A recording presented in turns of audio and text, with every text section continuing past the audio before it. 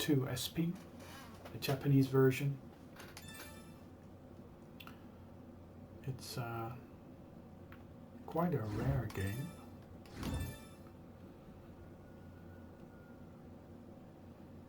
This is actually running at standard definition 480p now. This is quite a feat for the original PlayStation 2, as it basically supports progressive scan.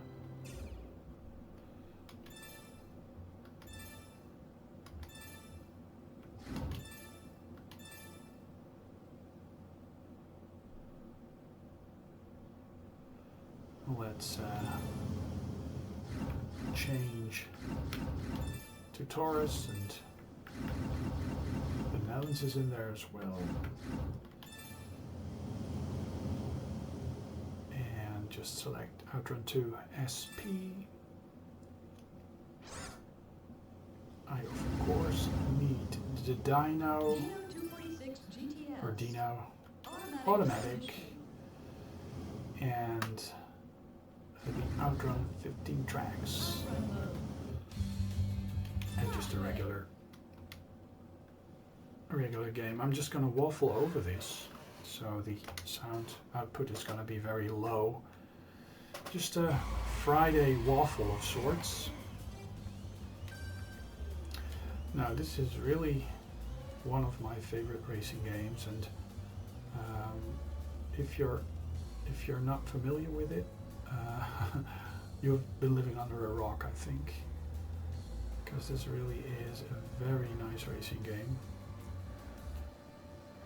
I think I would be very happy with a dual twin-seater arcade cabinet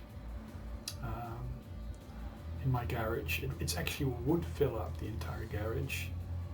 The wife would actually probably get hives if it were to show up at some point, but don't worry, it's never gonna be a reality. Even if one would be gifted to me, I just won't have the space for it. And the reason why I'm actually not too keen on getting one is actually the fact that I'm rather tall. I'm almost 2 meters tall, so this is like 6'5", 6'6", something like that, 6'8", perhaps even. Yeah, the cab, the Outrun cab, is a sit-down cabinet, and there's all sorts of chunks in the way for my legs. I just can't reach the pedals properly because I'm too tall. My knees get in the way and stuff, so I'm really very hampered when playing the arcade machine. And I love playing the arcade machine. I played the arcade machine every time I got the chance when I went to replay over the past 11 years, 10 years. There would be a cab in the Namco arcade, and often there would be a version at the Trafford Centre, and often there would be a version of it somewhere around on the venue. And yeah, it's just I don't get proper scores with my hampered long legs, and I seem to fare better using a controller. And this game really is one of the quintessential Sega racers. You know, you have the Sega blue skies, you have the reds, you have the yellows, you know, all the bright colors and stuff. It really is quite something. And I remember all of us waiting for Outrun 2 to become a reality. I mean, it's not as bad as Duke Nukem 3D or Duke Nukem, you know, the new Duke Nukem game where people have been waiting for 15 years, but well, it might actually have been a similar amount of time. I'm not sure, but yeah, Outrun. I mean, this game has been featured more than once on my channel, and it's probably gonna surface every once in a while. But yeah, so this is the PlayStation 2 version. It's the Japanese game, and it's running at 480p. 60 frames per second, and it's really very smooth. Now this game, like many of its brethren of the era, is using way too much bloom. Bloom. Yeah, I guess that was a way to make up for pop-up, or you know, I'm not sure, but I'm not sure what was up with that, because bloom really is ugly. I mean, motion blur and bloom, I just can't stand the two effects. It's just horrible. And on the PlayStation 2, it doesn't appear to be that prevalent, but it's there. There's a lot of bloom going on.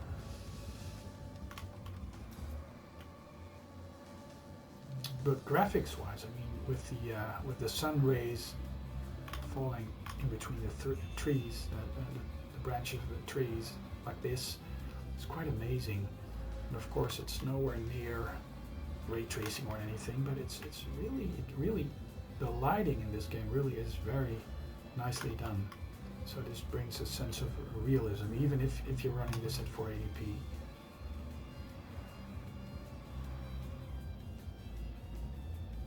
Now I really tend to go for this racing game if I'm just a bit stressed out and I want to relax and I just want to zoom along some very nice long and winding roads. For the most part, it's quite an easy game if you look at it. I mean, I'm driving this in a very very ad hoc, relaxed, non-focused way. I mean, I'm bumping into things all the time, which actually might cost me actually reaching the end of this 15 track, because you do get time deducted and stuff, but yeah. It's a really nice game. Really shows off the power of the PlayStation 2, especially this game. This Japanese version, it offers a 480p progressive scan mode if you hook it up over component, which sadly is lacking from all the Western releases. That's the bane of gaming, living in PAL territory, because for the longest time our systems ran the games slower because of the slower refresh rate. They didn't compensate for that. Now, that's not a problem if you play games that originated in PAL country, like games designed for the Spectrum and the Commodore 64. These run at native speeds. It's the reverse. In NTSC territories, they might actually run too fast, or not at all, or have all sorts of graphical glitches. But yeah, this era, the PlayStation, Xbox, original Xbox, GameCube, yeah, PAL really is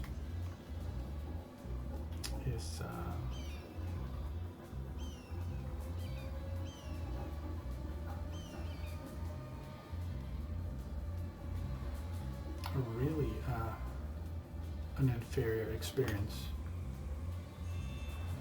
This game would actually run at 50 frames per second. It would have borders because the PAL TV system has more lines, so it just creates borders, top and bottom. And that really made for some nasty things. You know, the Nintendo, the Super Nintendo, a lot of the consoles, they produced borders and had slower gameplay, so a lot of the European-based or the PAL-based collectors have resorted to importing American games and Japanese games from overseas in order to do away with that. Of course, we need multi-norm TVs and stuff, but that's not a biggie because a lot of the CRTs actually are or were multi-norm. So the one good thing about PAL territory gaming is the SCART RGB signal. PAL has some advantages over NTSC. Reds are better done, and it's possible to have something better than S-Video even, SCART RGB, which basically is like similar to component, probably.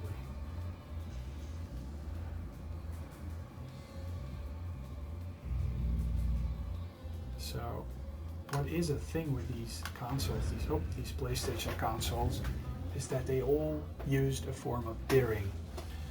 The portable, PlayStation Portable, the PlayStation Vita, PlayStation 3, PlayStation 2, PlayStation 1.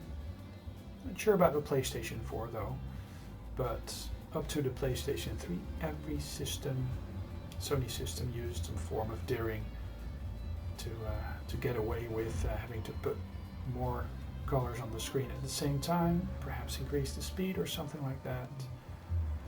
And on CRTs, it really didn't show. It really worked with the grain of the tube, producing more colors. You really didn't see, but with the onset of LCD screens, flat screens, HD TV, it really showed the dithering effect, and it's also visible over here. Oops. I'm really atrocious at this now. Yeah. Will I be able to reach the end? Who knows? For the longest time, I was only picking up arcade games to play. Just, you know, sit down, have a play, and not invest hours and hours of gameplay into a game due to lack of time. But now, with the pandemic and, you know, lockdown, I'm not sure on which lockdown we're now, but it's been many. There's a lot more time to just spend on playing through a game. So I've been playing Control by 505 Games. I finished that, which is actually quite good. And currently I'm playing through Horizon Zero Dawn, which is actually quite an older game. It's from 2017, I believe, and it originated on the PlayStation 4. And actually, currently, Elise is actually playing it through on the PlayStation 4 Pro in the living room. Again, she already played through it, and it's a lovely game. It really shows off shows off well on the PlayStation 4 Pro. Runs at 30 frames per second though, at a 4K-ish resolution.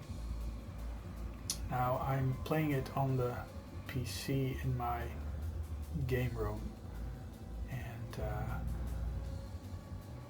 I locked it to 60 frames per second, and it just looks gorgeous. And you might have seen the video that I uploaded. I also tried it out on the ultra-wide monitor on my study video editing rig, which is also capable of playing games. And I mean, the wide aspect ratio really made for a very immersive experience. But yeah, I think just a regular 4K. I'm actually playing it at 2K on my system because I want to play it at 60 frames per second locked.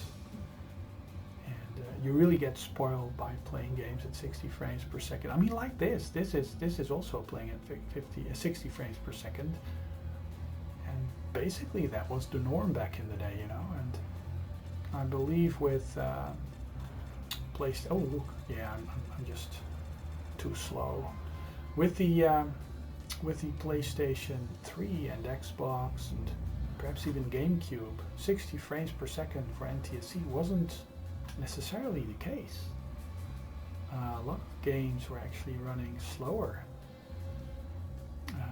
A lot of games default to 30 or 25 depending on the system you're running it on and the TV system you're running it on. And if you're not, you know, if you're not used to 60 frames per second, it's okay.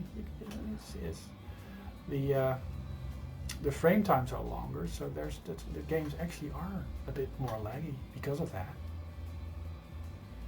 Oh well, it does depend on if there's multi-threaded stuff going on, but with gamepad polling and stuff, will I be able to? I might actually. Ooh, game over. But yeah, I mean it's having a 60 frame super smooth experience is far less the norm today than it used to be. And even if you look at the current, or what is it, last gen of consoles, like the original PlayStation 4 and the original Xbox One, a lot of the more modern titles actually don't run that well on it, which was never the case before, because, well, the games just ran at a default system. You had just one system and the game would just run fine, optimized settings. But now, with multiple iterations of the console, even spanning generations, it's not necessarily the case that a game will run perfectly smooth. I was actually playing Control on the Xbox One downstairs. We have an Xbox One original, a VCR model downstairs, and I recently acquired a Series X. It was kind of a freak buy at retail plus 20, I believe. But yeah, it was actually quite doable. So the rarest hen's teeth. But yeah, I managed to acquire one, and I was playing Control on that, and it does some sort of cloud save feature thing. And I figured, well, Elise is playing stuff in the living room on the PlayStation Pro, and I'll be able to play in the living room on the Xbox One, the original one, which was fine until I encountered some quite intense battles with a lot of enemies on screen. And basically, that had the Xbox One gaming experience down to a slideshow, which I found very, very surprising. I didn't expect it to be that bad. Basically, it makes the game unfit for the original VCR Xbox One, and it probably will run fine on the later models. But yeah, the original VCR Xbox One won't be able to go through the intense battles in a playable way. So it's quite a bit of a thing. And of course, it does make the games accessible on a larger platform, but it sort of dilutes the console benefits, I guess. So you're forced to upgrade to a newer version of the console. Like, you have to force yourself to upgrade to a newer graphics card on PC and stuff. So yeah, the two are actually basically more or less the same. If you look at the way PCs are built, the way the newer systems, the Xbox Series X and the PlayStation 5 are built, even the storage solutions and the unified memory, where the system memory is used by the graphics card and vice versa, is also being implemented for both NVIDIA and AMD graphics cards on specific hardware tiers, high-end hardware tiers. So yeah, basically it just doesn't matter where you play it on. And actually Horizon Zero Dawn, the PC port, actually plays identical to the PlayStation Pro version, only it is capable of a higher resolution and frame rate, sustained frame rate.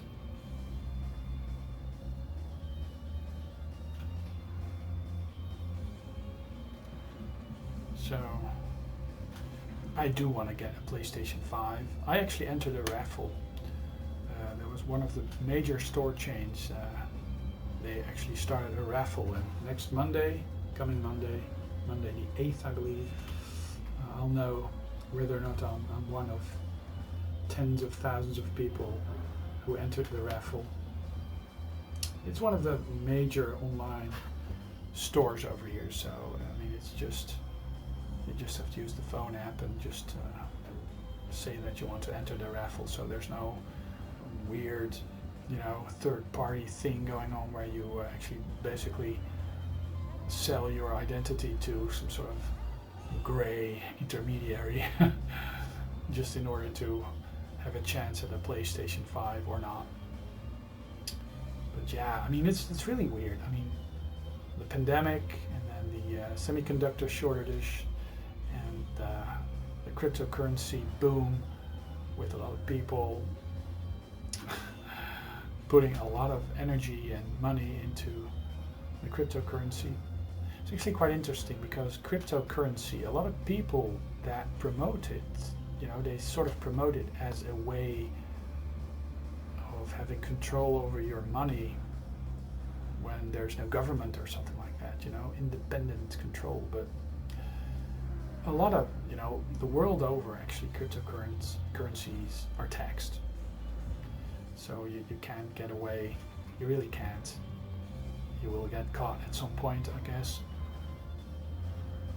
And then there's the thing, I mean, even in a post-apocalyptic setting, your bitcoins, your cryptocurrency will not be withdrawable unless you use the pretty much worthless real bitcoins that they sort of created. But without the infrastructure of the internet, Bitcoin is going to be worthless, because there's no infrastructure to actually create a system of rarity, because the infrastructure is needed. And now Bitcoin, Bitcoins and other cryptocurrencies, they can be rendered on on those specialized render farms, these render softwares, but I believe they sort of disabled that for one of the cryptocurrencies, Bitcoins perhaps even.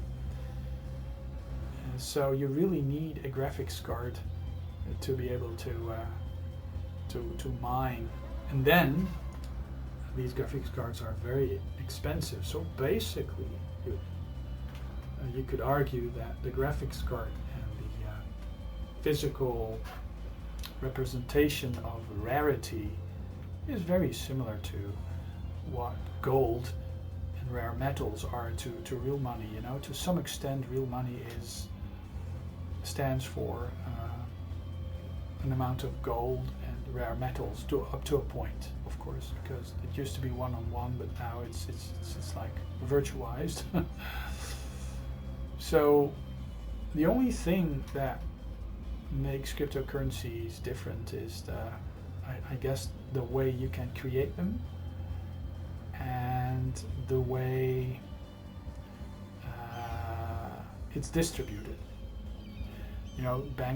Banks aren't there, but yeah, having a system, having a wallet on your computer or your laptop. I mean, you could easily pull one of those stunts that was the case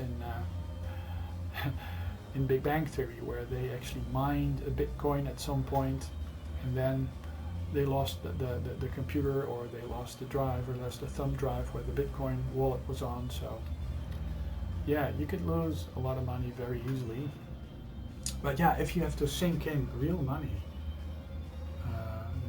$1,000 or 1,000 euros or 1,000 local coins, in order to be able to have the hardware to mine and mine and mine and mine, and only then get your money back, it really makes it dependable on, well, the old system, right? And then of course there's the environmental issues that one can have with mining cryptocurrency. I think it's just idiotic. It's human greed, and I think it's far less safe than people think. People with a post-apocalyptic mindset that think that we need to prepare for for the worst. Bitcoin is a way to safeguard some of your. I think the only way to safeguard against things is be kind to others, share, make sure that you own a roof, and that is a roof and a wall and stuff possibly above sea level, so if sea levels rise then you actually still have a roof over your head. Perhaps have enough land to actually have an obst garden or a vegetable plot. You know, just be prepared to go back to to farming and growing your own food. I guess that's the way to prepare. And if you're living in an urban environment, I guess stocking a couple of cans of beans and weaponizing won't last you. So I think people withdrawing from society and doing stuff like that, they really, well, I'm not sure if I want to be one of these folk that just walk around a desolate, radioactive earth or die in the blaze. Oh wow, what a topic, what a topic. I'm playing one of my favorite arcade racers and I'm just rambling very dark things. I'm playing my favorite racing game. But yeah, I tend to look at the positive of things and want to be constructive. So I don't think cryptocurrencies doing away with society is a good thing. Does society perhaps need to be changed, need to be altered? Yeah, I think a lot of things are wrong. A lot of things are very unequally distributed, and because of that, a lot of things are wrong in the world, and populism is a factor in stuff. But yeah, I guess my line of work, my mindset really makes it very hard to be other than very social. And some might shrug their shoulders and say, well, then that will be your downfall. And I think I'd much rather be friendly and social, helping out others, than just being an asshole. And being an asshole really seems to be very popular among people these days. You know, assholes for president, assholes running for elections, lying, blatantly lying, being dishonest, being greedy, outsmarting others. Those seems to be the values that people, you know, aspire to. And if you're greedy and steal the cookie from a kid, which actually is the case, then, well, I'm not sure. And at the same time, people flock towards things like meditation, mindfulness and stuff, which is all very Eastern philosophy-like. Perhaps they should embrace another vital thing, karma. I think if you do good to others, others will do good to you. And if they don't, they're assholes. And you don't want to be bothering with them. They're not, you know, their opinions don't matter. The opinions of your friends and the people that you respect and people that respect others matter. And of course, assholes, they will have power. They always will have power. And yeah, I think I just have other standards. Perhaps I'm naive, and I'm fine with that. So, with this dark topic under my belt, I seem to have fared a bit better at driving. I might actually end up crossing the finish line for once, which is nice because now knowing the amount of time it regularly takes to finish the 15 tracks, it must be close to half an hour I've been talking and rambling, so this actually will constitute perhaps a bit of a waffle. Now, you know, I'm perfectly fine if you don't have the same opinions as I have, you know. That's fine.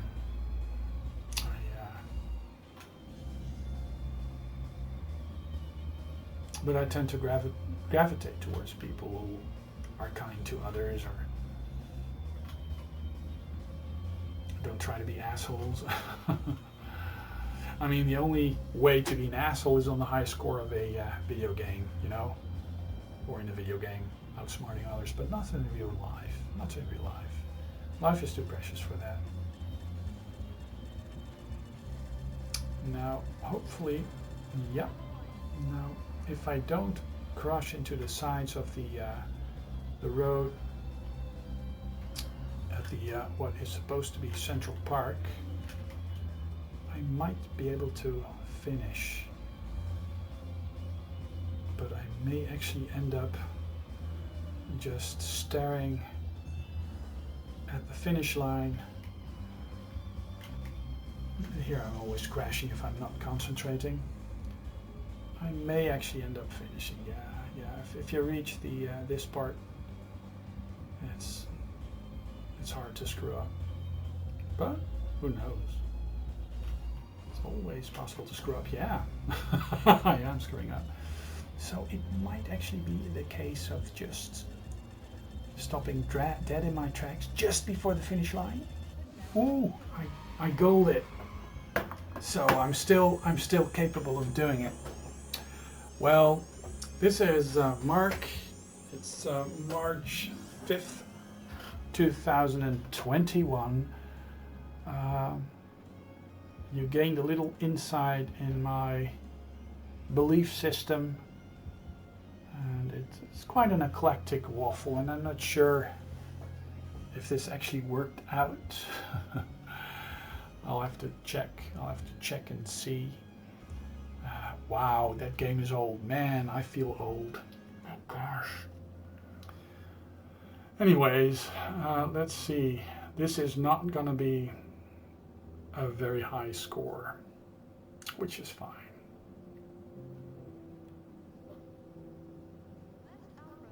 Outrunners 204. Oh. You hardly get the time to look at your score. Oh well. Anyways, Mark signing off, and I'll be back with another video soon. Thanks for watching.